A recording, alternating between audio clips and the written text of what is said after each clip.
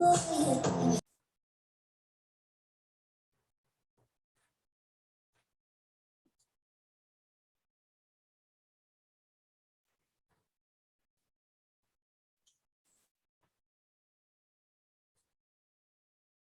noite, pessoal.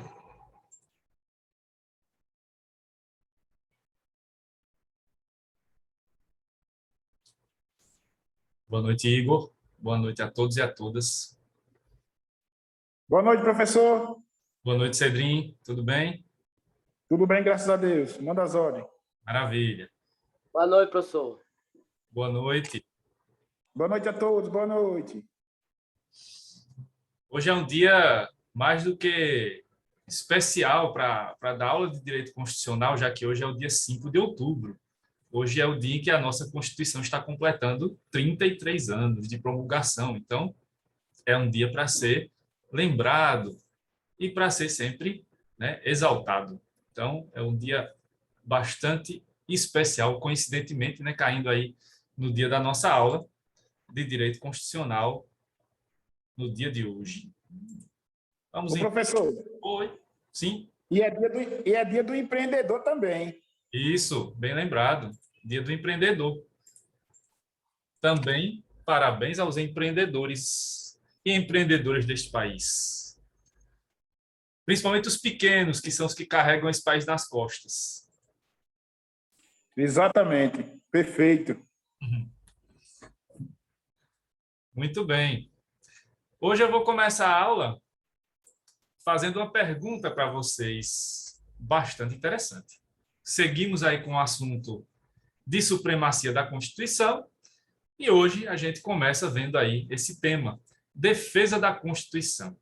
Então, lembrando aí dos poderes que nós temos, né, todos os países considerados democráticos ou organizados, boa noite, Alberino, tem aí uma divisão de poderes clássica, né, por aquele princípio da separação de poderes, em que nós temos aí os três poderes, o poder executivo, o poder legislativo e o poder judiciário, né? Então, quando se fala da defesa da Constituição, quando se fala desse tema que a gente vai começar a ver agora, a primeira pergunta que deve ser feita é a seguinte: qual dos três poderes seria o mais indicado para ser o guardião da Constituição? Seria o poder executivo, na figura do presidente ou de um rei? Seria o poder legislativo, na figura do Congresso, né, Câmara dos Deputados, Senado? Ou seria o poder judiciário?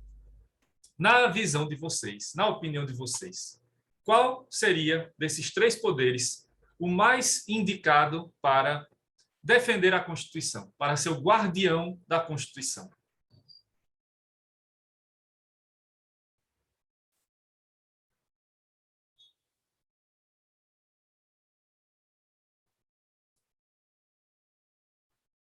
Todo mundo respondendo o poder judiciário, né? Pela lógica, né, acaba sendo, e hoje isso é bem consagrado, né? Tanto na doutrina de direito constitucional, quanto no próprio senso comum, né? Mas precisamos ver, né, de onde saímos e para onde chegamos, nesse caso aí da defesa da Constituição. Então, eu vou mostrar para vocês agora qual foi o caminho que foi percorrido aí nos últimos séculos para que possamos chegar a esse entendimento, que hoje é um entendimento mais do que, né, consagrado, de que seria o Poder Judiciário o mais indicado para defender a Constituição. E ainda tem os detalhes, né, porque o Poder Judiciário ele é composto por vários tribunais, né? Vocês já devem ter essa noção de que existem vários tribunais, existem tribunais federais, tribunais estaduais e tem os tribunais superiores, né? O mais conhecido é o Supremo Tribunal Federal, o famoso STF, e essa organização ela também existe nos outros países, né? Com o poder judiciário que tem uma divisão de tribunais locais e tribunais a nível nacional.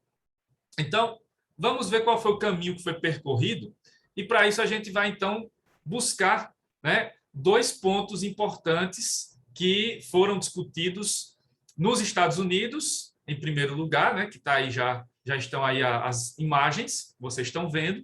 Depois a gente vai lá para a Europa, mais precisamente ali para a região de Áustria e Alemanha, para a gente retomar o debate entre Hans Kelsen e Carl Schmitt.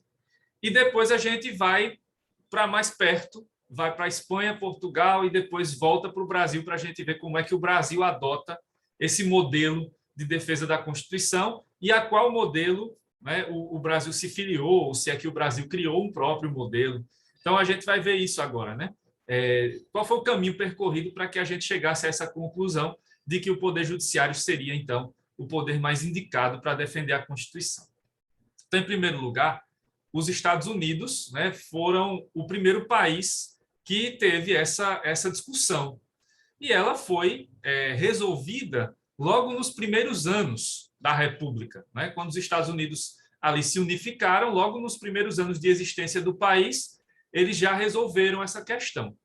E coube a um dos chamados pais da independência dos Estados Unidos a posição que foi considerada a posição mais correta para a época e que até hoje é adotada lá pelos norte-americanos. Então, coube a esse cidadão aqui, o Alexander Hamilton, definir qual seria o poder mais indicado para defender a Constituição lá nos Estados Unidos. Isso logo nos primeiros anos após a independência deles.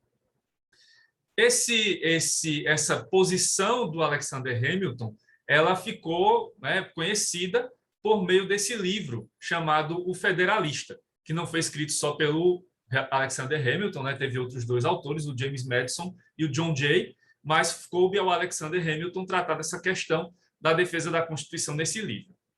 Esse livro, na verdade, ele é um compilado, né?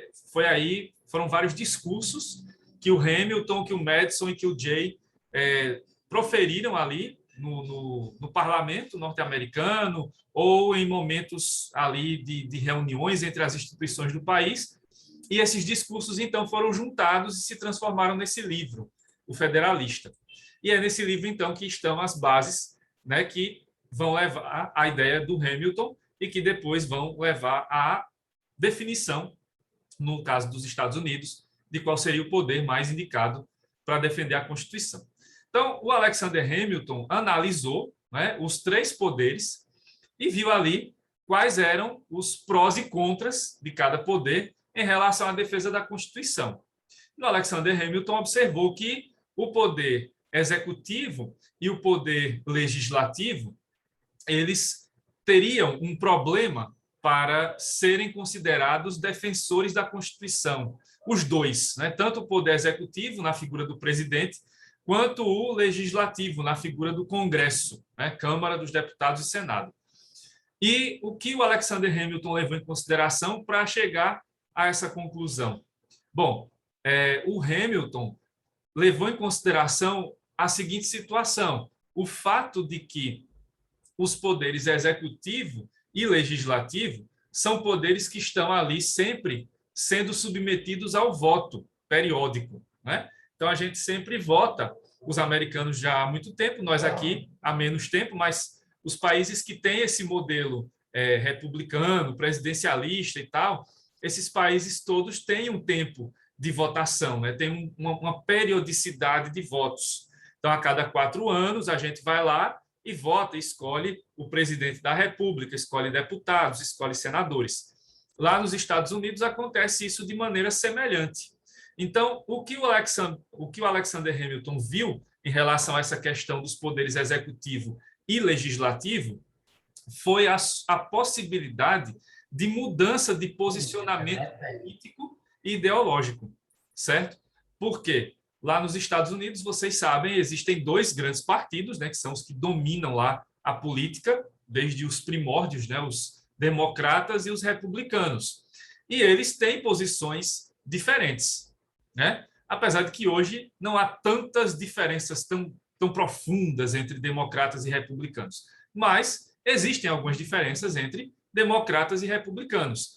E isso poderia se refletir justamente, né, se o presidente ou se o Congresso fossem ali os guardiões da Constituição, porque em alguns momentos a Constituição poderia estar submetida ao posicionamento político do Partido Democrata, em outros momentos poderia estar submetida à ideologia política do Partido Republicano.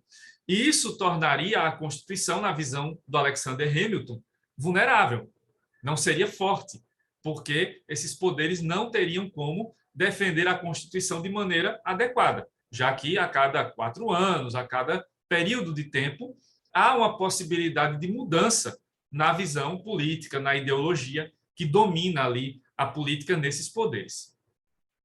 Isso não acontece, por outro lado, com o Poder Judiciário, né? Porque os juízes não são eleitos, principalmente os juízes, né, dos cargos mais elevados. Eles geralmente são indicados e têm critérios para essa indicação, né? Mas, recentemente, você tem a possibilidade de que juízes possam fazer concursos e tal, né? Candidatos façam concursos para ingressarem na carreira da magistratura. Então, há diferenças em relação ao judiciário e o legislativo. E a principal delas é essa, que o Poder Judiciário não está submetido às eleições, não está submetido ao crivo popular. Com isso, o Poder Judiciário, na visão do Alexander Hamilton, teria maior independência em relação aos outros poderes para decidir de acordo com a Constituição e não de acordo com quem estivesse no poder, de acordo com o presidente de ocasião, de acordo com a maioria, né, do Congresso que estivesse ali naquele momento. Essa não é a ideia, no caso de um poder que deve defender a Constituição. Um poder que deve defender a Constituição deve ser um poder que esteja alheio a isso, deve ser um poder que esteja além disso, né? Que não esteja submetido a essas questões de política de ocasião. Então, por essa razão, o Alexander Hamilton viu o Poder Judiciário como o poder mais indicado para defender a Constituição, porque ele não estaria submetido a essas mudanças de ocasião, né, de partidos ou ideologias políticas, já que os juízes seriam ali escolhidos para o cargo e vão exercer esse cargo até a sua aposentadoria, até a sua morte. Então, eles teriam maior independência do que o presidente ou do que os deputados e senadores para decidir ali as questões mais importantes que envolvessem principalmente a defesa da Constituição. Certo? Até aqui, pessoal. Deu para entender direitinho porque o Poder Judiciário, na visão do Hamilton, é considerado o mais indicado? Deu sim, professor. Sim, professor, sim. Ok. Sabendo, então, agora, né, que o Poder Judiciário, por essas razões apontadas pelo Hamilton, é o poder mais indicado para defender a Constituição, resta saber agora qual órgão do Poder Judiciário é o mais indicado para fazer essa defesa. Por quê? No Poder Judiciário, como eu falei agora há pouco, você tem uma organização que vai desde a Suprema Corte, como é assim chamada nos Estados Unidos, até os tribunais locais. Então, qual seria o órgão aqui do Poder Judiciário que seria responsável por essa defesa? Será que o Hamilton pensou em apenas um órgão, em apenas um tipo de juiz que poderia defender a Constituição, ou ele viu isso de maneira mais ampla? Na verdade, o Hamilton viu essa questão de qual seria a parte do Poder Judiciário responsável por defender a Constituição de maneira mais ampla. Então, na visão do Hamilton, qualquer juiz poderia defender a Constituição quando assim fosse provocado. Vocês já sabem o que é o provocado aqui, né? Que é aquela linguagem processual. Quando uma das partes no processo entra, né, com a ação e um pedido para se discutir a constitucionalidade ou não de uma lei, então, na visão do Hamilton, qualquer juiz poderia fazer essa análise. Desde o juiz de uma cidadezinha pequena no interior dos Estados Unidos até os juízes da Suprema Corte norte-americana. Só lembrando, a Suprema Corte é o Supremo Tribunal Federal deles, né? Então, na visão do Hamilton, qualquer órgão, qualquer juiz poderia fazer essa análise sobre a constitucionalidade de uma lei, no caso dos Estados Unidos. Assim, então, de maneira bem resumida, né, surge aquilo que a doutrina hoje chama de controle difuso da constitucionalidade. né? O controle difuso, porque ele é amplo, ele é espalhado, ou seja, qualquer órgão do Poder Judiciário pode analisar a constitucionalidade de uma norma, certo? Então, é aí que começa a ideia do chamado controle difuso, a partir dessa ideia do Alexander Hamilton. Claro que depois isso vai se desenvolver melhor, no caso dos Estados Unidos, e hoje a Suprema Corte tem um posicionamento já bem claro quanto a essas questões e também os tribunais locais, né? Mas tudo começa nos Estados Unidos a partir desse posicionamento do Alexander Hamilton. Então, resumindo aqui esse primeiro ponto, né, do caso dos Estados Unidos, o Alexander Hamilton definiu o Poder Judiciário como o mais indicado para defender a Constituição, porque os juízes não estariam submetidos às questões eleitorais e de maioria política de ocasião, né, do partido que estivesse no poder, e, na visão do Hamilton, qualquer juiz poderia analisar a constitucionalidade de uma lei, desde que assim fosse provocado por uma das partes no processo. Certo? Então, resumidamente, esse é o posicionamento do Alexander Hamilton e, como eu disse, né, e repetindo, esse posicionamento foi adotado logo nos primeiros anos da existência dos Estados Unidos e até hoje esse é o posicionamento adotado por eles lá, em território norte-americano. Certo, gente? Até aqui alguma dúvida? Tranquilo por mim. Ok.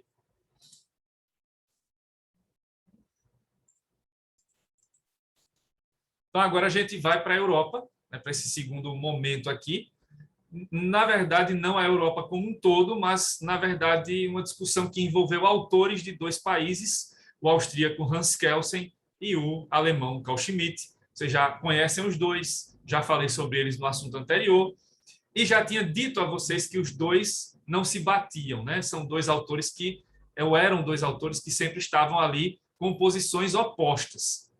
E isso vai aparecer mais claramente agora, né?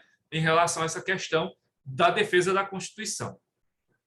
Então, o Hans Kelsen, né, defendia que o Poder Judiciário deveria ser o mais indicado aqui para defender a Constituição. Já o Carl Schmitt defendia que era o Poder Executivo e não o Judiciário, né? Então, a gente vai ver agora, né, vou falar separadamente da visão do Kelsen, depois da visão do Schmitt, e aí vamos ver em que isso implicou na época em que essa discussão aconteceu, né? Como vocês sabem, o Hans Kelsen, né, só relembrando, é aquele autor lá da teoria pura do direito, teoria geral das normas, e é um autor que defendia sempre, como eu já falei aqui, a questão da normatividade do direito. Então, o Kelsen não ia fugir a essa regra ao analisar essa discussão sobre qual seria o poder mais indicado para defender a Constituição. E aí o Hans Kelsen, de maneira muito tranquila e já usando os argumentos do Alexander Hamilton, em parte, vai dizer que o poder mais indicado para defender a Constituição é o Poder Judiciário. E as razões que o Kelsen usa são muito parecidas com as do Alexander Hamilton, né? O Poder Judiciário não está submetido a eleições periódicas, os juízes têm estabilidade, têm algumas garantias, né, que são colocadas pelas constituições e pelas leis, para que eles tenham essa maior independência, né, para que eles possam julgar as questões mais importantes do país, independentemente do posicionamento político que esteja dominando os poderes executivo e legislativo. Então, essa independência do Poder Judiciário faz com que o Kelsen, né, traga para esse poder, para o Judiciário, a responsabilidade de ser o guardião da Constituição. Do mesmo jeito que o Alexander Hamilton fez lá no caso dos Estados Unidos.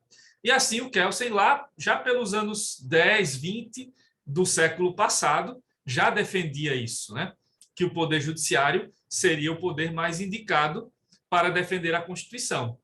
Agora, o que muda em relação ao Kelsen, né, comparando ele com o Alexander Hamilton, é que o Kelsen ele vai ter um posicionamento diferente em relação a qual é o órgão do Poder Judiciário que pode tratar dessas questões. Qual é o órgão do Poder Judiciário que pode discutir ou pode decidir sobre a constitucionalidade ou não de uma lei ou de uma norma qualquer. Vimos agora com Hamilton, podia ser qualquer juiz, né? Já no caso do Kelsen, não. O Kelsen defendia que deveria ser criado um órgão especial apenas com a função de defender a Constituição ou de tratar das questões mais importantes que envolvessem a Constituição de um país.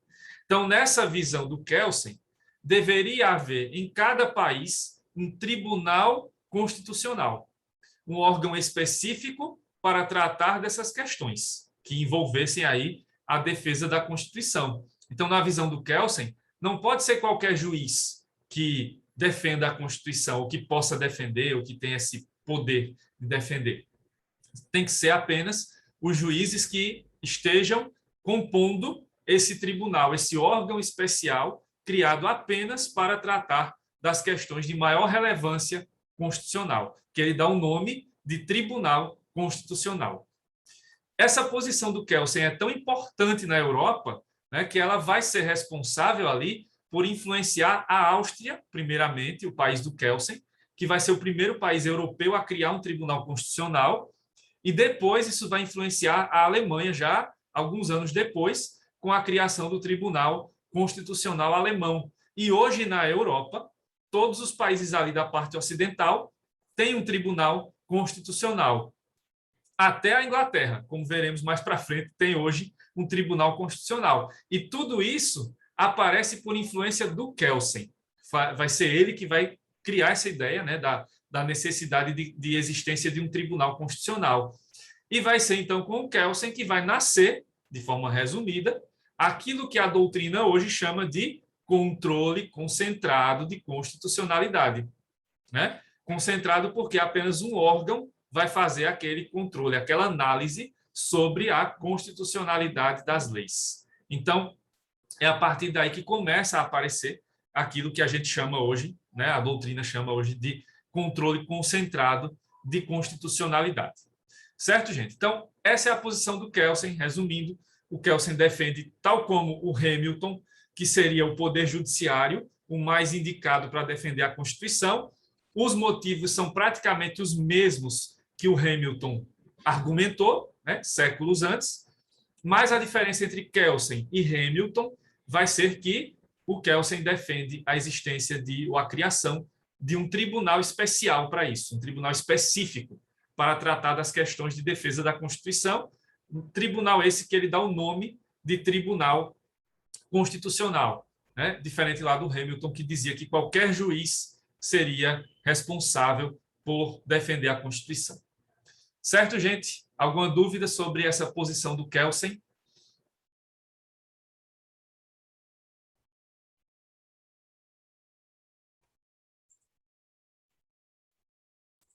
Ok. Então, visto aqui o Kelsen, né? Agora a gente vai para o outro lado aqui da coluna, né? Para o lado direito, o lado do Carl Schmitt, que já também conhecemos ele lá pela visão, pela concepção política de Constituição. E o Schmitt tem uma posição completamente diferente, tanto do Alexander Hamilton quanto do Hans Kelsen. Schmitt levava em consideração a origem da Constituição, que já sabemos que é uma origem diferenciada das outras leis. Como eu já disse a vocês, as constituições elas surgem nos países democráticos a partir do povo, né? A partir da manifestação popular, que depois vai ser, claro, né, organizada lá no texto constitucional. Isso por pessoas escolhidas pelo povo, né, que vão compor a Assembleia Constituinte. Então, a origem da Constituição numa democracia vai ser por conta disso, né, das manifestações populares. Numa ditadura, não. A origem é diferente, vai ser a partir da vontade do governante, a partir da vontade do rei ou do presidente que esteja lá no poder, né? Mas, de qualquer forma, a Constituição ela vai surgir, como Schmitt já defendia, por meios políticos, muito mais do que por meios jurídicos. E levando isso em consideração até o último ponto possível, o Schmitt vai defender que o poder mais indicado para defender a Constituição é o poder executivo. Então, não é o poder judiciário e não é o poder legislativo, e sim o poder executivo, na figura do presidente, do rei, ou lá no caso da Alemanha, anos depois, né, dessa posição adotada pelo Schmitt, pelo Reich, né, que seria então o Adolf Hitler. Por que o Schmitt defende, então, que o poder executivo é o mais indicado para ser o guardião da Constituição? Aí o Schmitt vai levar em consideração justamente essa questão da origem supostamente popular da Constituição. Então, na visão do Schmitt, o chefe do poder executivo seria o representante máximo do povo. E como a Constituição tem, em geral, origem popular, então a pessoa mais indicada para defender a Constituição seria, em tese, aquela que foi eleita pelo povo, para assim representá-lo lá, né, perante as instituições do país. Então, com esse pensamento aparentemente de algo popular e tal, ou até populista, o Schmitt acabou abrindo as portas para que presidentes, os chanceleres, primeiros ministros, reis, que fossem autoritários, né, que fossem ditadores, pudessem ali exercer o poder. E sempre dizendo, estamos agindo em nome do povo. Essa balela de sempre aí dos ditadores de ocasião. Então, o Schmitt acaba levando essa posição para, né, a definição de quem seria o poder responsável por defender a Constituição. Na visão dele, então, seria o poder executivo, justamente porque o chefe do executivo representaria o povo, ou seria o maior representante do povo, enquanto que a Constituição tem essa mesma origem popular, né? Então, seria essa a situação aí do Schmitt, né? E que, sim, levado às últimas consequências, abriu aqui, não uma janela, mas abriu uma porteira para que o Hitler e outros governantes, como Mussolini, o Vargas, no Estado Novo aqui no Brasil, governassem dessa maneira. Então, eles ou faziam a Constituição do jeito que eles queriam e depois diziam, estou aqui fazendo isso em nome do povo, né? Ou eles não mudavam, não criavam uma nova Constituição, mas iam mudando, né, a Constituição, destruindo ela aos poucos e sempre dizendo, estou fazendo isso em nome do povo, como o próprio Hitler fez, né, que ele não precisou fazer uma Constituição nova. Ele usou a Constituição que já existia, mas foi destruindo essa Constituição aos poucos e usando ela em seu próprio proveito. E sempre com a desculpa, estou fazendo isso em nome do povo, né? Sempre em nome do povo. É esse o mantra que os ditadores usam para justificar, né, para usar como desculpa para fazer as suas arbitrariedades. E aí a Stephanie lembrando aqui, Deus me livre, é isso aqui o Brasil hoje. Pois é, já tivemos em outros momentos situações como essas em que as ditaduras aqui no Brasil usaram desse argumento, né? Estamos defendendo o povo e em nome do povo estamos fazendo aqui essas mudanças, tanto lá na ditadura do Vargas, do Estado Novo, quanto na ditadura militar, né? Isso aconteceu aí claramente, né? E acaba que o Schmitt abre essa porta, não só para os nazistas e fascistas lá atrás, dos anos 30, 40, mas, né, até hoje, ditadores de ocasião vão usando esse argumento, né? Então, resumindo, é isso. O Schmitt defendia que caberia ao Poder Executivo, né, a defesa da Constituição, então não seria um juiz, nem seria o Congresso, né, responsável por isso, mas sim o presidente, já que ele foi eleito pelo povo, então ele seria a pessoa mais indicada para defender o conjunto de normas aqui que também tem a origem popular, que é a Constituição. Como já dá para perceber claramente, o posicionamento do Schmitt não tem nada a ver com o posicionamento do Kelsen, então, mais uma vez, eles, né, brigaram bastante aí nessa discussão, né? E aí resta saber, depois de apresentar o caso lá dos Estados Unidos e o caso da Europa, né, que teve esses dois posicionamentos distintos, qual é o posicionamento, ou qual foi o posicionamento que prevaleceu na Europa, né, até certo momento, e o que é que prevalece hoje, né? Então, logo quando essa discussão começa ali nos anos 20, nos anos 30, na Europa, né, principalmente entre Áustria e Alemanha, nos primeiros anos dessa discussão, o Carl Schmitt vai vencer essa discussão, né? Tanto é que, como eu falei agora, Hitler, Mussolini e outros ditadores lá da Europa, né, como o Franco na Espanha, o Salazar em Portugal, usaram desse argumento, né? Eu sou o representante máximo do povo e, como presidente, né, como chefe do executivo, eu sou o defensor da Constituição e faço com ela o que eu quiser. Então, Era esse o argumento ali dos ditadores europeus, e isso valeu muito nos primeiros anos, ali nas primeiras décadas, depois que essa discussão começou. Principalmente até o final da Segunda Guerra Mundial, o posicionamento do Schmitt vai ser o posicionamento que vai prevalecer na Europa, certo? Mas aí, diante das atrocidades que foram cometidas pelos nazistas e pelos fascistas, né, durante a Segunda Guerra Mundial, acaba que esse posicionamento do Schmitt vai perder força. E aí vai ser lembrado o posicionamento do Hans Kelsen.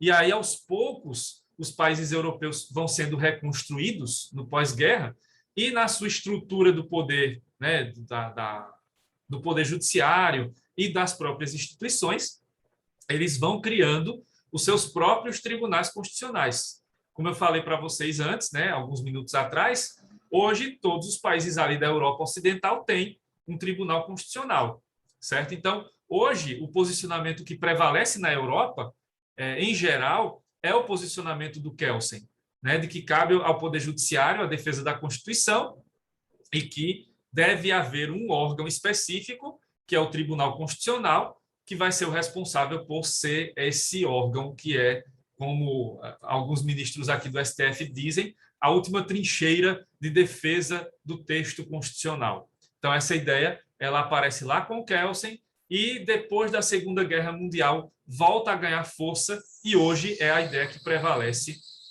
no continente europeu como um todo, principalmente na Europa Ocidental, em que todos os países têm hoje o seu tribunal constitucional.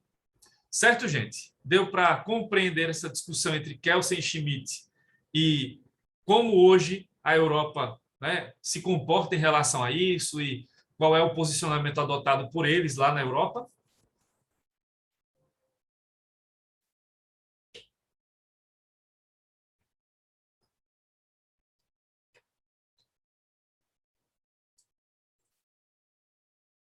Ok.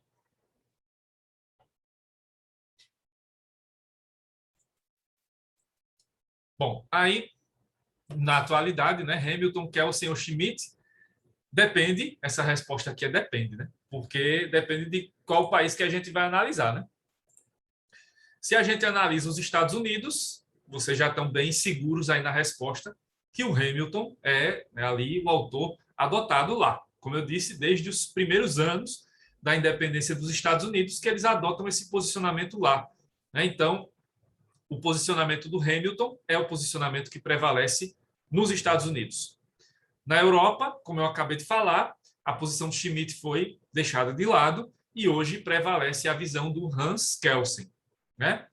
Mas vale essa ressalva aqui do final sobre os modelos português e brasileiro. Por quê? Portugal, lá no final dos anos 70, vai se livrar da ditadura, né, do Salazar, e aí, com a Revolução dos Cravos, e aí, então, eles vão fazer a Constituição deles atual, né, que é a Constituição da Volta à Democracia. E nessa Constituição de 78, salvo engano, os portugueses vão criar um modelo novo de controle de constitucionalidade. Os portugueses vão pegar alguns aspectos da ideia do Hamilton e alguns aspectos da ideia do Kelsen e vão fazer um modelo, né, que hoje é visto como um modelo híbrido, um modelo misto de controle de constitucionalidade. Então, os portugueses criam esse modelo lá em 78 e esse mesmo modelo, com algumas variações, vai ser adotado pelo Brasil em 88, com a nossa Constituição, que, mais uma vez lembrando, está completando hoje 33 anos de sua promulgação. Então, há 33 anos que o Brasil adota esse modelo de controle de constitucionalidade que é misto. Aqui no Brasil, como lá em Portugal, a gente adota o posicionamento, em parte, do Kelsen e em parte do Hamilton, certo? Por quê? Como funciona? Bem, aqui no Brasil, a gente concorda com Hamilton e com Kelsen. Cabe ao Poder Judiciário a defesa da Constituição. O principal poder que defende a Constituição no Brasil também é o Poder Judiciário, tal como nos Estados Unidos e na Europa, pelo menos Europa Ocidental. Agora, no caso brasileiro, tal como no caso português, nós damos aqui né, a essa questão da defesa da Constituição uma proteção muito maior.